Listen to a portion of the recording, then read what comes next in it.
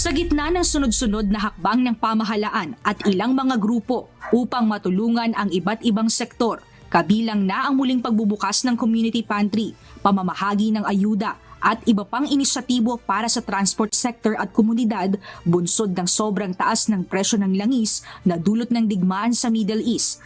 Naglabas ng kanilang sentimiento ang Samahang Industriya ng Agrikultura o SINAG sa sistema ng rescue buying sa produkto ng mga magsasaka.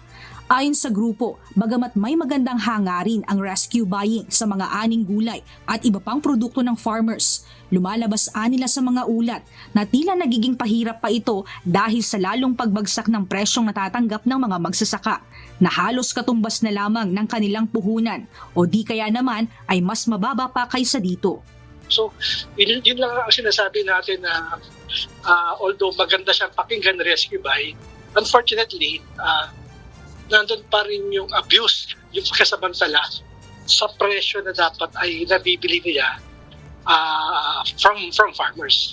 Paliwanag ng SINAG, isa sa mga nakikita nilang negatibong punto ng rescue buying ay ang presensya ng mga middleman o traders na nagsisilbing tagapamagitan sa pagbili at distribusyon ng mga produkto. Sa ganitong setup, hindi direktang nakikinabang ang magsasaka dahil ang kita ay napupunta pa sa mga consolidator o biyahero. Dagdag pa rito, nagiging normal umano ang mababang presyuhan sa ilalim ng rescue buying na taliwas sa layunin nitong tulungan ng sektor ng agrikultura. Isa sa mga inihalimbawa ng SINAG ang bentahan ng puting sibuyas. Anila, dapat na binibili ito sa kanila ng halagang 30 hanggang 35 pesos ang kada kilo upang kumita sana ang mga magsasaka. Subalit sa kaso ng rescue buying, mas mababa pa dito ang presyong iniaalok sa kanila, kaya't imbes na kumita, napipilitan na lamang ang mga magsasaka na ibenta ang kanilang ani upang hindi ito masayang. Ang sinasabi lang natin kasi marami ang gustong tumulong at marami ang tumutulong.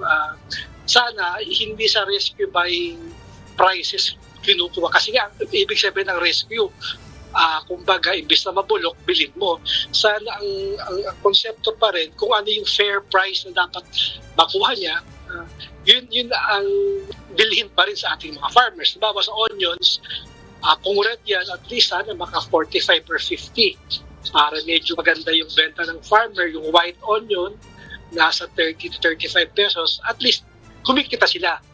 Gayunman, binigyang diin ng SINAG na mahalaga ang layunin ng rescue buying, ngunit kinakailangan nitong maipatupad ng maayos upang maiwasan ang pang-aabuso at masiguro na talagang nakatutulong ito sa mga magsasaka, lalo na sa panahon ngayon na tumataas ang gastos sa produksyon. Git rin ng grupo na kung nais tumulong, mas mainam din nila kung direkta nang bumili ng produkto mula sa mga magsasaka upang maiwasan ang presensya ng mga middleman. Mia Alonso, humahataw sa Balita Ngayon.